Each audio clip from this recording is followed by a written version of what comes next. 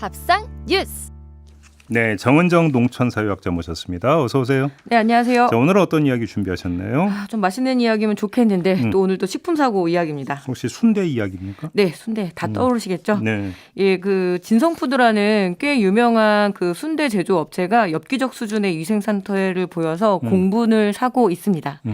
예, 뭐 사실 위생 문제에 대해서는 전에 던킨 도너츠 문제 다루면서 한번 다뤘는데요. 그렇죠. 예, 식약처가 긴급 점검하고 뭐 해썹 지정 취소하고 지자체에 행정처분 요청을 했는데 뭐 워낙 순대가 소위 뭐 서민 음식이라고 알려져 있다 보니까 그러니까. 논란이 가라앉질 않네요. 아무튼 뭐 다른 거 몰라도 먹는 거 갖고 이러면 화나죠. 네, 뭐 저는 여러 가지로 화가 나는데 특히 이게 순대 같은 경우에는 파는 사람도 그 가장 낮은 단계의 자영업이거든요. 그래서 김떡순이라고 세트 있잖아요. 네. 그 세트를 파는 자영업 단계부터 해서 노점까지 해서 전 망라를 하고 있으니까 먹는 사람도 파는 사람도 지금 분노가 가라앉지 않는데 그 여파가 그분들한테 다 미치니까. 그게 더 큰일이죠. 네, 사 먹는 그렇죠. 사람이야 조금 안 먹어도 되는데 순댓국집 사장님 지금 어떻겠습니까? 이 네. 순대 이미지가 추락이 돼서. 예. 네.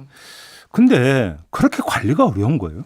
예, 이 식품 제조업체 위생과 안전식품 관리를 주로 해썹으로 해오거든요. 그렇죠. 근데 이 해썹이 전형적으로 왜 우리 대학교 갈 때 입학은 쉬운데 졸업은 하기 어려운. 그 옛날 얘기 같은데. 예, 하긴 요새 입학도 어렵습니다. 제가 수험생 엄마라서 크게 깨닫고 있는데, 예, 이 진성푸드도 모범업체로 답사까지 가져온 곳이었다고 해요. 그러니까 해썹을 인증받으려면 이렇게 해야 된대. 그래서 갔는데 3년 동안 사실 그 3년에 한 번씩 정기 검진이 있거든요. 그래서 네. 별 관리가 안 된 거죠. 입학은 시켜놓고 3년 뒤에 너 수능 성적으로 어느 대학 가나 보자 이런 거랑 똑같은 것 같아요. 그래서 사후 관리가 전혀 안 되고 있다라는 그 반증이죠. 해썹 인증까지 봐줬는데 이렇다면 제도에 문제가 있고 허점이 있다 이런 이야기가 되는 거 아니겠어요? 예, 뭐 이 해썹이 인증이 거의 지금 의무화되다시피 했거든요. 네. 근데 인증까지 가게 만들어주는 회사들이 상당히 많이 난립해 있습니다. 아 잠깐만요. 그 얘기는 인증 따게 네.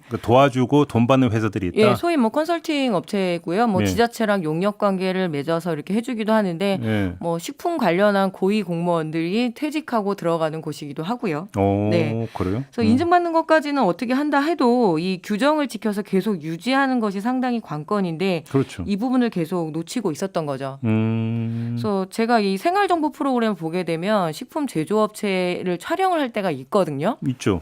예, 그러면은 제 눈에도 그 해썹 어긋나는 게 다 나와요. 그래도 방송 출연까지 하려면 좀 자신감이 있는 업체일 텐데 네.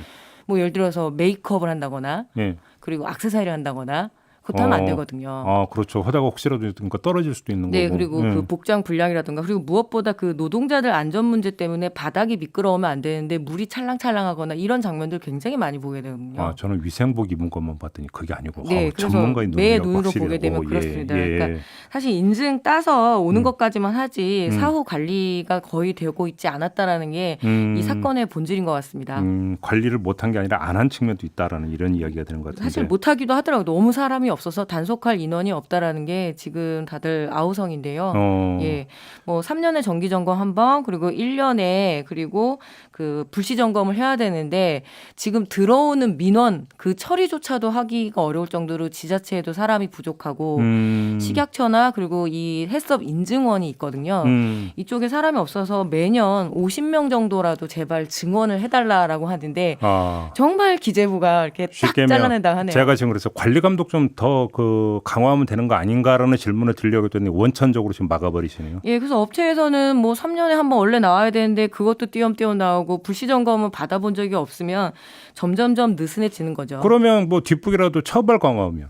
아, 예, 그게 가장 손쉽죠. 근데 네. 60년 동안 이 식품위생법은 60번 정도가 개정이 됐거든요. 60년 동안 60번이면 1년에 한 예, 번씩 거의 바뀌었거든요. 1년에 한 번씩이고요. 그래서 매년 그렇게 처벌을 강화하는 방향으로 해왔는데요. 예. 심지어 뭐 박정희 시대 때는 사형까지 가야 된다, 막 이런 사형? 예, 그런 이야기도 나올 정도였는데 아니 뭐 박정희 시대까지 안 가도 박근혜 정부에서는 4대 범죄 중에 하나가 네, 불량식품이 부정식품이 있었죠.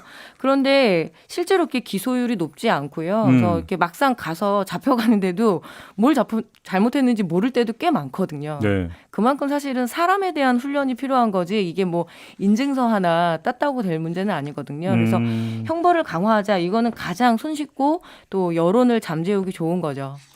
그러면 지금 얼마 전에 식약처가 배달앱 등록 피자집 2,300곳 집중 위생 점검한다고 밝혔잖아요. 네. 그럼 이것도 좀 문제가 있겠네요. 사전 예고하면 어떻게 되는 겁니까? 현장에서? 뭐, 그럼 안 된다고 생각하시겠지만 그래도 아마 걸릴 업주들은 걸릴 겁니다. 아. 말씀드렸죠. 내가 뭘 잘못하고 있는지 모른다라는 거. 모른다. 예고가 있어도 네. 이 훈련이 안 돼 있다 보니까 이런 문제들이 벌어지고 있고요.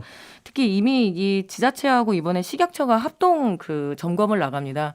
그럼 훨씬 더 많이 걸린대요. 왜냐하면 지자체 입장에서는 그래도 우리 지역에 있는 업체이지만 예, 식약처 입장에서는 그렇지 않은 거죠. 알겠습니다. 그래서 좀 준비하셔야 될 것 같습니다. 알겠습니다. 먹는 거 갖고는 좀 더 신경을 좀 써주시길 부탁드리면서 마무리하죠. 고맙습니다. 네, 감사합니다. 정은정 농촌사회학자와 함께했습니다. 네, 고생하셨습니다.